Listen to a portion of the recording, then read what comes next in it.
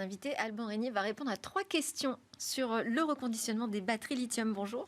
Bonjour. Bonjour Alban. Vous êtes un pro du reconditionnement. Vous avez commencé à reconditionner des Mac. Et puis après les ordinateurs, vous décidez de vous attaquer aux batteries au lithium. Et c'est comme ça qu'est née votre entreprise Voltaire en 2022 à Angers. Alors déjà, je voulais avoir une idée un peu de ce que ça représente les batteries au lithium aujourd'hui dans le monde. Je ne sais pas si vous avez un chiffre sur leur circulation ou ce que ça représente comme défi environnemental. Eh ben, tout le monde se pose la question du chiffre. Ouais. Aujourd'hui, de manière très étonnante, il n'y a pas de chiffre qui fait consensus. Au niveau mondial, on a très peu de données sur le nombre de batteries qui circulent, etc. On sait que c'est d'ordre de grandeur de plusieurs milliards. Avoir le chiffre exact, c'est très complexe aujourd'hui. Donc, malheureusement, je n'ai pas la réponse tout à fait exacte. Mais, mais en termes d'enjeux environnementaux, Alors là, aujourd'hui, on sait qu'au début, on pensait que la batterie lithium allait révolutionner, qu'il n'y aurait plus de problème d'environnement. Bon, on se doute avec l'extraction minière que ce n'est pas le cas.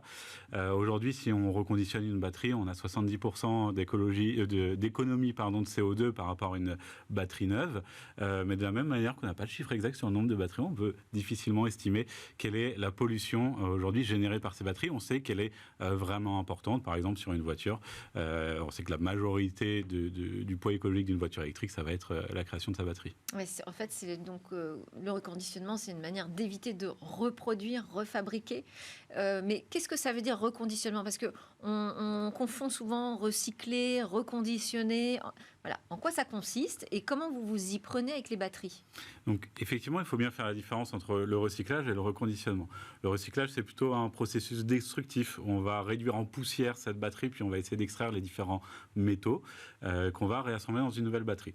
Nous, le reconditionnement, l'idée est un peu inverse. On va essayer de conserver la grande valeur qui a été créée dans cette batterie. Il faut savoir, aujourd'hui, en Europe, quand on jette une batterie, quand on la met au rebut, il reste environ 80% de valeur résiduelle. Donc l'idée de Voltaire, c'est de travailler sur ces 80%, alors qu'il n'y a que 1/5 de la batterie qui a été utilisée. Peu importe quel a été son usage ou sa durée de vie. Alors c'est très variable, on a une grande hétérogénéité forcément dans notre flux arrivant. Tout justement l'objectif de Voltaire, ça va être de tester ces batteries, de les caractériser et de savoir lesquelles sont encore bonnes pour une seconde vie et lesquelles finalement n'ont plus de valeur résiduelle et lesquelles on peut envoyer au recyclage. Parce que, Alban, j'imagine que quand on les jette, c'est qu'on n'en a plus besoin. C'est ça. En fait, il y a plusieurs raisons pour lesquelles on va jeter une batterie. A priori, c'est qu'elle est morte.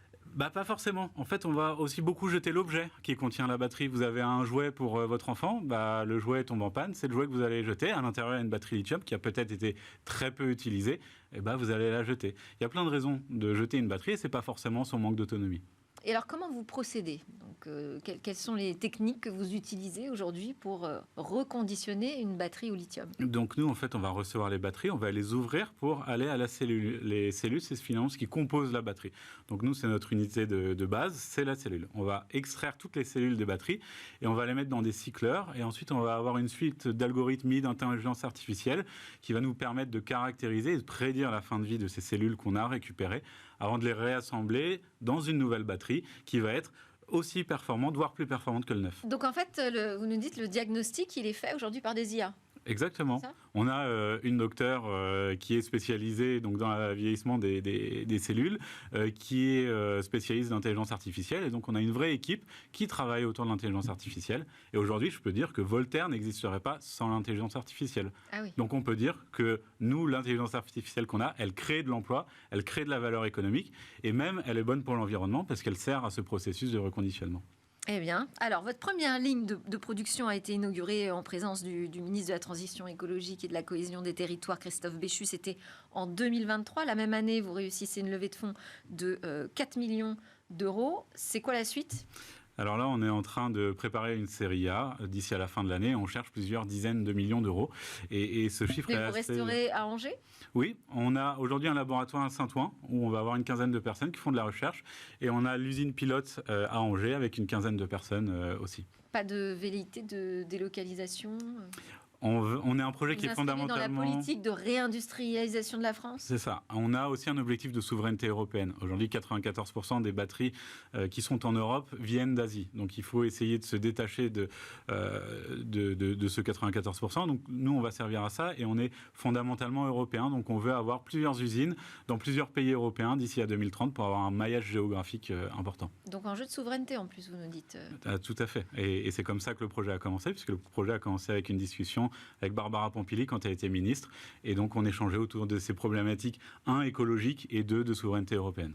Merci beaucoup, Alban Régnier. Merci à vous. Expliquer tout ça. Je rappelle donc que vous êtes le fondateur de Voltaire. À suivre, grande interview aussi avec une chercheuse. J'imagine que ça va vous intéresser. Restez connectés.